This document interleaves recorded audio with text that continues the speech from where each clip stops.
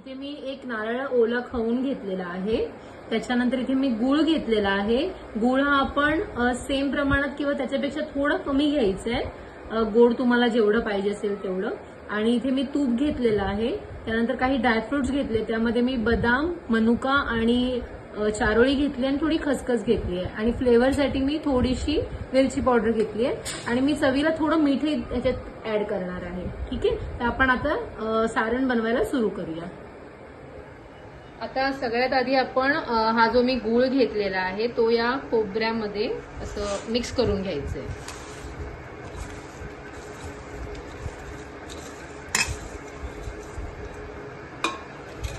असं मिक्स करून घ्यायचंय.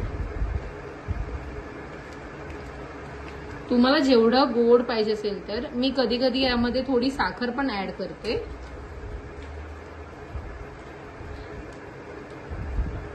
सगळ्यात आधी आपण यामध्ये थोडंसं तूप घेऊया.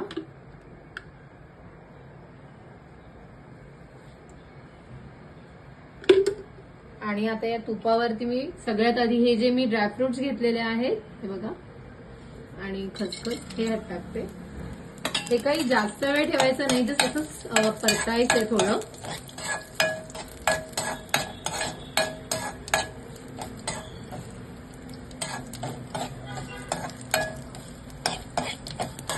आता थोडंसं परतून झालं आणि गॅस बारीकच ठेवायचंय, नाही तर सगळं ते करपेल म्हणून. त्यानंतर आपण हे जे घेतलं होतं सारण म्हणजे मिक्स करून आपण दोन्ही घेतले गुळ आणि खोबरं, ते आता मी ह्यामध्ये घालते.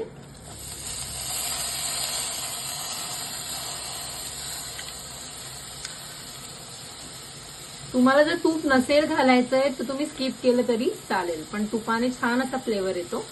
हे बघा, आता हे छान असं आपल्याला मिक्स करून घ्यायचंय.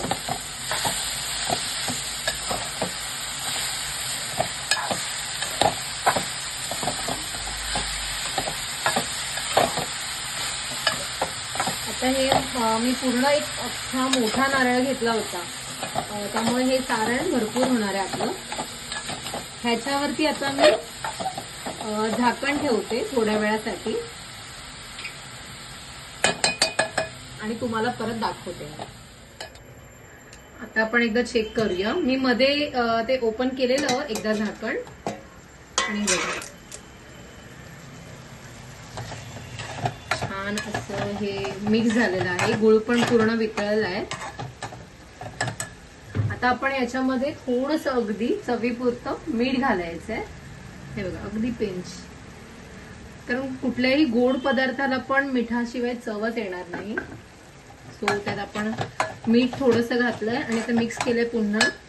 आणि त्याच्यानंतर ही जी आपण वेलची पावडर घेतली होती ती पण मी यात घालतेय. ती पण तुम्हाला कमी जास्त किती पाहिजे ते तुमच्यावरती डिपेंड आहे. असं हे आपलं छान असं सारण मोदकाचं रेडी झालंय.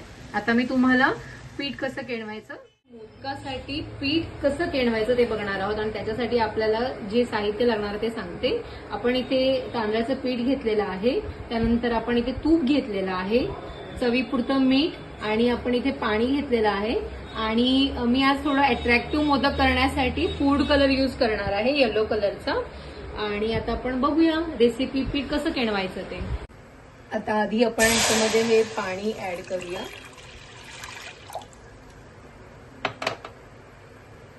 त्यानंतर त्या पाण्यामध्ये चवीपुरतं मीठ घालायचंय.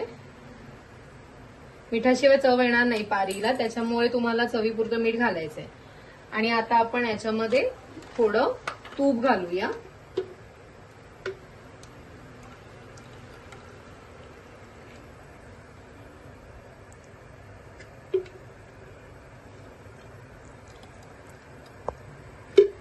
आणि त्याच्यानंतर मी याच्यामध्ये थोडा फूड कलर ऍड करणार आहे कलरसाठी.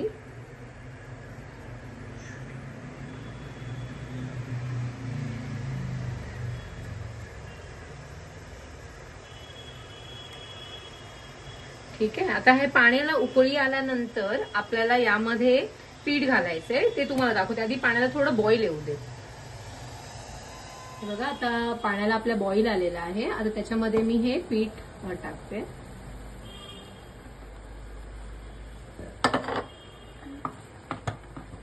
हे छान असं मिक्स करायचंय आपल्याला. जरा पकडने मी पकडते. असं छान मिक्स करून त्याच्यावर मी लगेच झाकण ठेवणार आहे. गॅस बारीक ठेवा तुम्ही.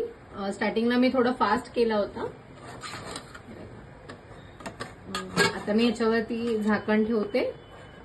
कारण आणि गरम गरम लगेच नाही मळायचं, थोडं थंड होऊ दे. अगदीच थंड नाही, कोमट राहू दे. आणि त्याच्यानंतर तुम्ही ते पीठ मळून घ्यायचंय. आता मी तुम्हाला डायरेक्ट पीठ मळून दाखवते. हे बघा आपलं पीठ छान असं केणवून झालेलं आहे. आता मी ते परातीत काढून घेते आणि तुम्हाला मग डायरेक्ट मी मळून पीठ मोदक बनवताना दाखवते. ठीक आहे, छान असं मळून घ्या एकदम.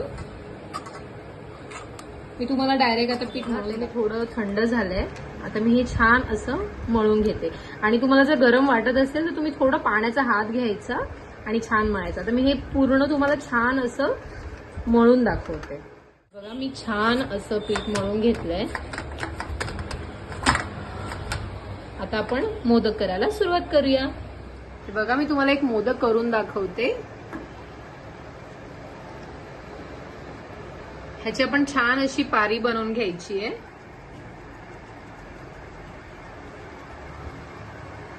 काही लोक पिठाने पण करतात, तुम्ही पिठाने पण करू शकता. पटापट हात आपला फिरत राहतो. मी आता तुम्हाला पाण्यानेच दाखवते, पाण्याचा हात घेऊन. आणि मधला जो हा बेस असतो ना, इथे जाडच ठेवायचं, बाजूने फक्त पातळ करायची पारी आपल्याला.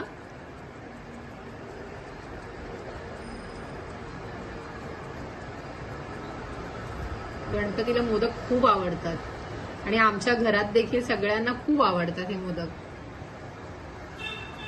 जेवढं तुम्ही पातळ कराल पारी तेवढी चांगली, म्हणजे खायला मजा येते. माझी मम्मी रव्याचे पण करते, ते पण सुंदर लागतात. आता ह्याच्यामध्ये आपण थोडं सारण घालूया. आता सारण पण तुमच्यावरती आहे. तुम्हाला भरपूर सारण जर त्यात आवडत असेल तर त्याप्रमाणे तुम्ही साईज लहान मोठी करू शकता. हे बघा, हे मी असं सारण घेतलंय. आणि आता मी इथून हे बघा, मी शेप कसा देते बघा तुम्ही. असं फिरवत फिरवत आपल्याला छान अशा ह्या कळ्या पाडून घ्यायच्या.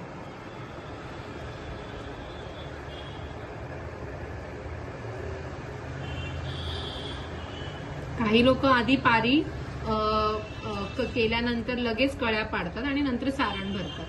आणि काही लोक आधी सारण भरून नंतर मग कळ्या पाडतात. हे बघा छान असं. आता हे ना एकत्र करून घ्यायचं असं शेप. असं एकत्र करून तुम्हाला वाटल्यास परत तुम्ही थोडा पाण्याचा हात घेऊ शकता जर तुमचा मोदक हाताला चिकटत असेल तर. आणि हे असं वरती तोंड फिरवून घ्यायचे, असं बंद करून घ्यायचे आणि छान असा तुमचा मोदक रेडी आहे. असेच मी आता बाकीचे पण मोदक पटापट करू.